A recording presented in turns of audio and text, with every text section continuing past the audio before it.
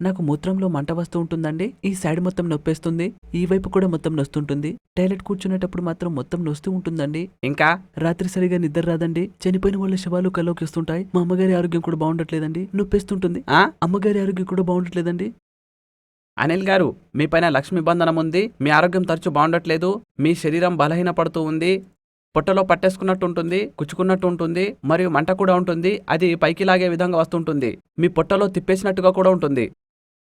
ఇక మీ కిడ్నీలో స్టోన్ కూడా అయ్యిందండి. అవునా గురుగారు? సరేనా? సరేనండి. మీ ఇంట్లో ధనం నిలకడగా ఉండట్లేదు. పేదరికం ఉంటుంది, అశాంతియుతంగా ఉంటుంది. మీపై ఈర్ష్యతో ఉన్నవారు మీకు చేతబడి చేస్తూ ఉంటున్నారు. ప్రతి అమావాస్య మరియు పౌర్ణమి రోజున చేస్తూ ఉన్నారు వారు. అయితే చూడండి, మీ కులదేవుడు మరియు కులదేవతని బంధించి ఒక వేప చెట్టులో పెట్టారు.